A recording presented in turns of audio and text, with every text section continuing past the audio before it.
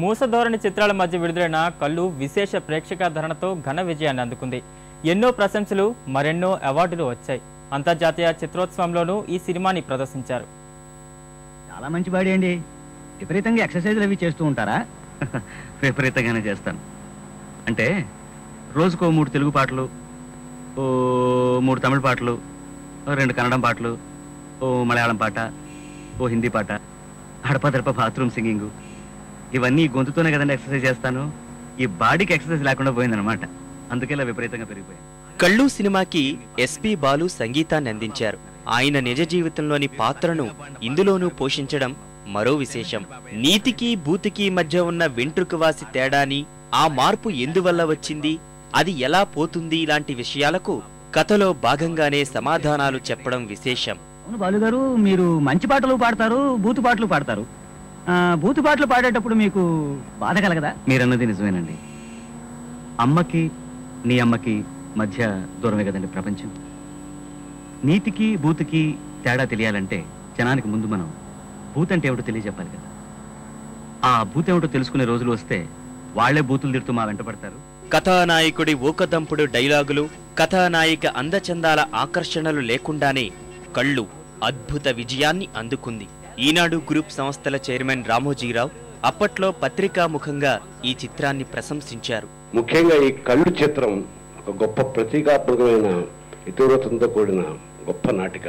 నడిపించాల్సిన కన్ను కాళ్లను పడదోసేస్తే ఏం చేయాలి అనే ఒక సమస్యని సింబాలిక్గా తీసుకుని అద్భుతంగా తీసిన ఆ నాటికను చిత్రంగా మలచాలి అంటే ఒక ప్రశ్న ఎదురవుతుంది.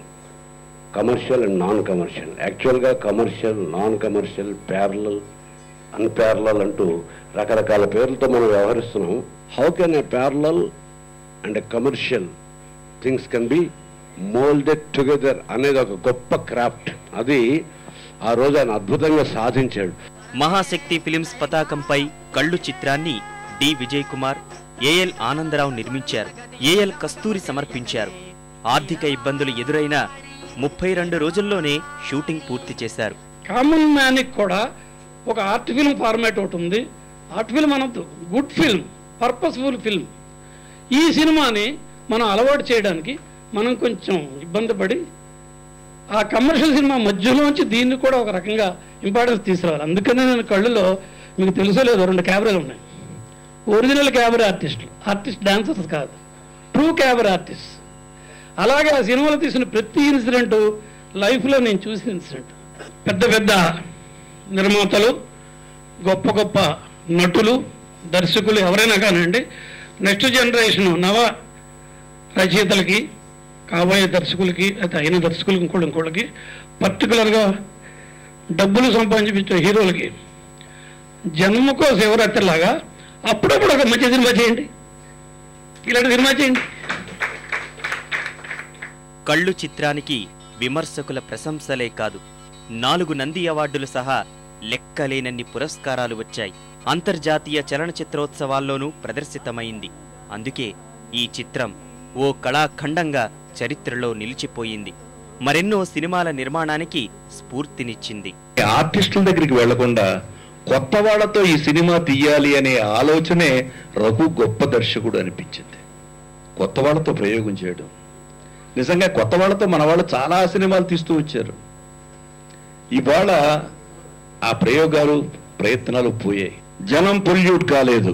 100% ఈజ్ రైట్. మనమే చెడిపోయాం. ఎలా చెడిపోయామంటే, ఒక అరుంధతి సక్సెస్ అయితే 100 అరుంధతులు తీయడానికి ప్రయత్నం చేస్తున్నాం. ఒక దూకుడు సక్సెస్ అయితే 100 దూకుడు తీయడానికి ప్రయత్నం చేస్తున్నాం. ఒక బిజినెస్ మ్యాన్ సక్సెస్ అయితే 100 బిజినెస్ మ్యాన్ తీస్తున్నాం. ఒక డర్టీ ఫిల్మ్ సక్సెస్ అయితే 100 డర్టీ ఫిల్మ్ తీయడానికి తయారవుతున్నాం. కాబట్టి మనం అది భయపడుతున్నది. మనం ఒకవేళ నిజంగా కళ్ళు లాంటి సినిమా ఇవాళ తీద్దామని ప్రయత్నం చేసి తీయగలిగితే ఆ సినిమా ఫిల్మ్ ఛాంబర్కో ప్రసాద్ ల్యాబ్కో పరిమితం తప్పితే ఆంధ్రప్రదేశ్లో థియేటర్లు దొరుకుతాయని మాత్రం అనుకో. ఆర్ట్ ఫిల్మ్ని అంటరాని ఫిల్మ్గా చూస్తున్న సమయంలో అది ఆర్ట్ ఫిల్మ్ కాదు, గుండెల్ను తాకే హార్ట్ ఫిల్మ్ అంటూ ప్రేక్షకుల మనసుతో చెప్పించిన ఈ సినిమా విడుదలై 24 ఏళ్లయింది. కళ్ళు అనేది చూపులేని వాళ్ల చిత్రం కాదు. కళ్ళు మూసుకుపోయిన వాళ్లకు కనువిప్పు కలిగించే చిత్రం. కొత్త పొద్దు పొడుపురా అమావాస్యలో గిలిలో దీపావళి జాతర అమావాస్యలో గిలిలో దీపా